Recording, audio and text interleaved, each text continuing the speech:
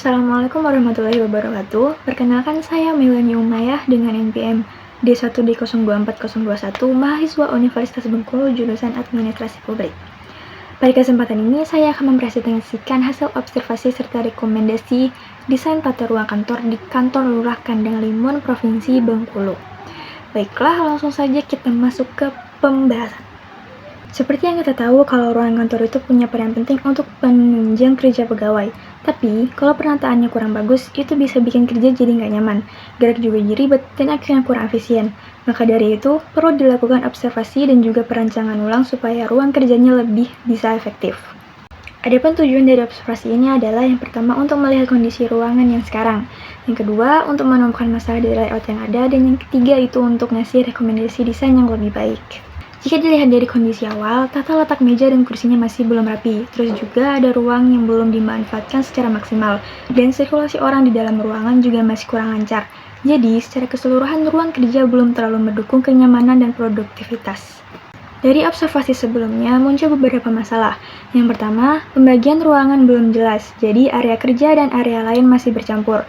Kemudian, posisi furnitur juga kurang pas, sehingga aktivitas kerja jadi kurang efisien. Sirkulasi jalannya kerja juga agak terhambat, lalu ada bagian ruangan yang terlalu penuh, tapi ada juga yang kosong. Dan yang terakhir, dari segi tampilan juga masih kurang nyaman untuk dilihat. Dari permasalahan tersebut, saya mencoba untuk membuat kembali desain ruangan kantor tersebut. Hasilnya, ruangan jadi lebih rapi dan terstruktur. Fungsi setiap area juga jadi lebih jelas. Jalur pergerakan juga lebih lancar dan furnitur ditata biar lebih nyaman untuk dipakai. Selain itu, tampilannya juga jadi lebih modern dan enak untuk dilihat. Dari desain yang sudah saya buat, ada perubahan yang signifikan.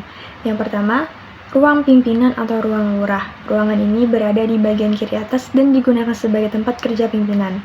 Di dalamnya terdapat meja kerja utama, kursi tamu, serta lemari penyimpanan. Tata ruang dibuat lebih luas agar suasana kerja terasa nyaman dan terlihat profesional. Penggunaan warna kayu pada lantai juga membuat ruangan terasa hangat dan elegan.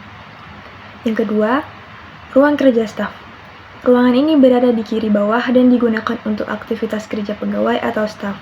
Terdapat beberapa meja komputer yang disusun dengan rapi agar memudahkan komunikasi dan pekerjaan sehari-hari. Ruangan ini dibuat cukup terbuka sehingga suasana kerja terasa lebih nyaman dan tidak sempit. Yang ketiga, ada ruang tengah atau area pelayanan. Ruangan tengah berfungsi sebagai area utama yang dapat digunakan untuk pelayanan, menerima tamu, atau aktivitas bersama. Penataannya dibuat lebih luas agar pergerakan di dalam ruangan menjadi lebih leluasa. Adanya sofa dan kursi tunggu juga memberikan kenyamanan bagi pengunjung. Lalu keempat, ruang arsip atau penyimpanan. Ruangan kecil di bagian tengah atas digunakan sebagai tempat penyimpanan dokumen atau arsip penting. Penempatan ruangan ini dibuat terpisah agar dokumen lebih nyaman dan tersusun dengan rapi. Selain itu, lokasinya yang berada di tengah memudahkan akses dari ruang lain. Yang kelima, ruang santai dan dapur. Ruangan ini di bagian kanan atas digunakan sebagai ruang santai sekaligus dapur sederhana bagi pegawai. Di dalamnya terdapat area duduk untuk beristirahat dan berkumpul, serta fasilitas dapur yang dapat digunakan untuk membuat minuman atau makanan ringan. Penataan ruangan dibuat nyaman agar menjadi tempat melepas penat di sela aktivitas kerja. Adapun kamar mandi. Kamar mandi berada di bagian kanan bawah bangunan. Fasilitas ini dilengkapi dengan wastafel dan toilet untuk mendukung kebutuhan pegawai maupun tamu. Penempatannya dibuat terpisah agar menjaga kebersihan dan kenyamanan ruangan lainnya. Yang terakhir, area masuk atau lobi.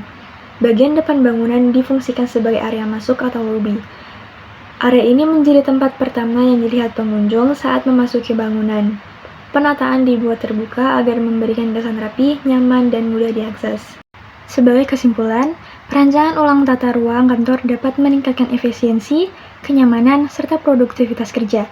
Desain yang baik tidak hanya memperhatikan estetika, tetapi juga fungsi dan kebutuhan pengguna ruang. Sekian presentasi dari saya, terima kasih atas perhatiannya. Wassalamualaikum warahmatullahi wabarakatuh. I just had to let you know you're